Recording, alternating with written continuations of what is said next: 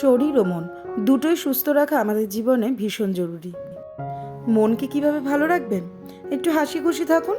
যেই সব লোকেরা নেগেটিভ কথাবার্তা বলছে তাদেরকে অ্যাভয়েড করুন। আর যদি আমার অ্যাডভাইস শুনতে চান তাহলে বলবো, সারাদিনে একবার যদি একটু গীতা পড়ার সময় বার করতে পারেন তাহলে কিন্তু মন এমনিই শান্ত হয়ে যাবে, যেটা আমার এখন আর পসিবল হয় না।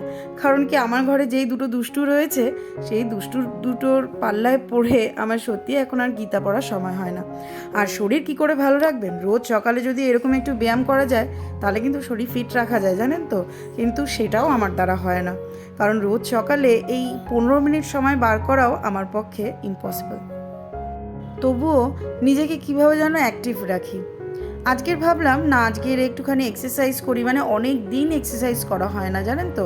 আমার প্রেগনেন্সির পর থেকে আমি সেই যে এক্সারসাইজ করা বন্ধ করেছি, তারপরে আর কোনো দিনও এক্সারসাইজ করা হয়ে ওঠেনি। তাই ভাবলাম আজকের একটু সকাল সকাল যখন উঠেই পড়েছি, তাহলে একটু এক্সারসাইজ করার মতন হাফ অ্যান আওয়ার সময় ছিল, তাই ভাবলাম একটু এক্সারসাইজ করি। প্রথমত দেখুন, এক্সারসাইজ করার জন্য যেই ম্যাটটা, সেই ম্যাটটাকে যে আমি কোথায় রেখেছি সে আর আমি খুঁজে পেলাম না, তাই গায়ে দেওয়ার কম্বলটাই পেতে ফেলেছিলাম। আর সেই এক্সারসাইজ কি আর আমার হয়? দেখছেন তো কিভাবে দুজনে মিলে চেষ্টা করে চলেছে এক্সারসাইজ করার আমার সাথে সাথে। যাই হোক, হ্যালো এভরিওয়ান, গুড মর্নিং। আমি পিয়ালি, আর আমার নতুন একটি ব্লগে আপনাদের সবাইকে ওয়েলকাম। কেমন আছেন সবাই? আমি কিন্তু ভালো আছি। আজকের অনেক ভোর ভোর ওঠা হয়েছে, জানেন তো। ইউটিউবের কিছু কাজ ছিল, তো সেই কাজগুলো করার জন্য অনেক ভোরবেলায় উঠেছিলাম। তো ভাবলাম যে ঠিক আছে, উঠেই যখন পড়েছি তাহলে আজকে থেকেই নয় নিউ স্টার্ট করি একটু এক্সারসাইজ করার। প্রথম কথা দেখুন, প্রথমেই তো আমি ম্যাটটা খুঁজে পেলাম না, আর তারপরে আমি এক্সারসাইজটাও ঠিক করে করতে পারলাম না। যাকগে, আর বৃথা চেষ্টা করলাম না। যখন ওরা ঘুমাবে তখন আমি বরঞ্চ এক্সারসাইজ করব। কিন্তু কি জানেন তো, যখন ওরা ঘুমায় তখন আমারও ঘুম পেয়ে যায়। তখন মনে হয় আমিও 1 ঘন্টা ঘুমিয়ে নিই, তারপরে ঘুম থেকে উঠে এক্সারসাইজ করব। কিন্তু সেটাও হবে বলে মনে হচ্ছে না। বারান্দায় চলে এসেছি জামা কাপড়গুলো মেলতে। আজকে বেশি জামা কাপড় নেই, যেহেতু কালকে সন্তু ওয়াশিং মেশিনে জামা কাপড় কাচেনি। আর শান্তিও জামা কাপড় যেগুলো কেচেছিল অর্ধেকটা শুকিয়ে গেছে, সেগুলো রেখে দিয়েছিলাম। আর এই দেখুন আমায় কাজে কত হেল্প করছে এরা দুজনে মিলে। সত্যিই জানেন তো, ওরা দুজন কিন্তু আমাকে অনেক হেল্প করে দেয় কাজে। কিছুটা কাজ বাড়িয়ে আবার কিছুটা গুছিয়েও করে। আর যেহেতু আপনারা মাম্মাম আর পাপানকে অনেক বেশি ভালোবাসা দেন, তাই ওদের দুজনের এই খুঁটিনাটিগুলো আপনাদের না দেখালেই নয়। সকাল সকাল বারান্দায় কিছুটা জামা কাপড় মেলছি, আর 1-2 বার করে বারান্দায় একটু উকিঝুঁকি মারছি। বারান্দায় দিয়ে এরকম উকিঝুঁকি মারতে আমার কিন্তু বেশ লাগে। আপনাদেরও কি তাই লাগে? চল, আমার কিন্তু জামা কাপড় মেলা শেষ। আর এইদিকে দেখুন কত ফুল ফুটেছে। মানে সত্যি এই গাছটাতে কিন্তু এই প্রথম এত ফুল ফুটলো। এখন ভাবছি যে এই গাছটার ফুল দিয়ে তো আমি ঠাকুর পুজো দিই না, কিন্তু আজকের ভাবছি এত ফুল ফুটেছে যখন, তখন একটু ঠাকুর পুজোটা দিয়েই নিই। চলো স্নান টান করে বরঞ্চ টুক করে পুজোটা দিয়ে ফেলি। আজকের ঘরে ফুলও রয়েছে, কেনা ফুল, আর এই গাছের ফুল দিয়েও আজকের পুজোটা দিয়েছি। পুজো করে মাম্মাম আর পাপানের জন্য টিফিনটা রেডি করে নিয়েছি। আর এইদিকে আজকের মাম্মামকে আমি স্কুলে ছাড়তে গেছিলাম। সন্তুর আজকে সকাল থেকে অফিসের কাজ ছিল, যার জন্য ও আজকে যেতে পারিনি। তাই আমি পাপানকে নিয়ে বেরিয়ে পড়েছিলাম মাম্মামকে স্কুলে ছাড়তে। মামাকে স্কুলে দিয়ে এসে নিচে একটু পাইচারি করছিলাম। অনেক দিন ধরে না, মানে হাঁটা হয় না।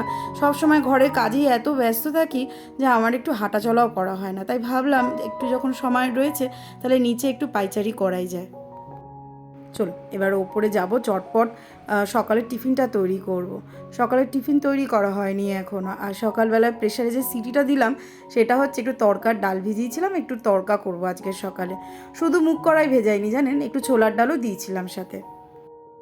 আসলে আপনারা তো সবাই সবাই বলবো না, প্রায় অনেকেই কিন্তু জানেন যে আমি খুব রিসেন্টলি কলকাতায় যাচ্ছি। তো কলকাতায় যাচ্ছি নিশ্চয়ই 2-4 দিনের জন্য তো যাব না, বেশ কিছু দিনের জন্য যাব। তো যেইগুলো কাটা প্যাকেট রয়েছে কিংবা আর্ধেক হয়ে রয়েছে, সেগুলো না শেষ করে দিয়ে গেলে না নষ্ট হয়ে যাবে। তাই ভেবেছি মানে যেরকম যেগুলো খোলা প্যাকেট রয়েছে সেই খোলা প্যাকেটের জিনিসগুলো আগে শেষ করে রেখে দিয়ে যাব। যার জন্যই আজকের তরকাটা বানানো। তরকার ডালও বেশ কিছুটা ছিল, তো ভাবলাম ওগুলো শেষ করে রেখে দিয়ে যাই। চলুন, আমার কিন্তু এদিকে রুটিটাও হয়ে গেছে। আজকে সকালে টিফিন হচ্ছে তরকার ডাল, রুটি আর শশা। চলুন সন্তুকে এবার চটপট দিয়ে আসি সকালের টিফিনটা।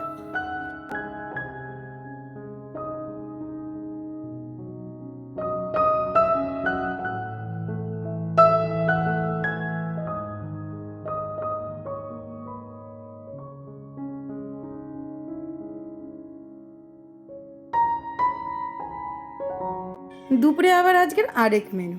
কি বুঝতে পারছেন কি মাছ এগুলো? একটা তো চিংড়ি মাছ বুঝতেই পাচ্ছেন, আরেকটা কি মাছ সেটা কি বুঝতে পারছেন? তোপসে মাছ। তো আজকে দুপুরবেলায় করব হচ্ছে তোপসে মাছের ফ্রাই, আর করব একটু ফ্রাইড রাইস করব, আর হচ্ছে চিলি প্রন করব। তার আগে চটপট এই জিনিসটা একটু দেখে নিন। এই জিনিসটা আমাকে দিদিভাই দিয়েছিল আমার বিবাহবার্ষিকীতে। হ্যাঁ, এই বছর বিবাহবার্ষিকীতে আমাকে দিদিভাই এটা গিফট করেছিল।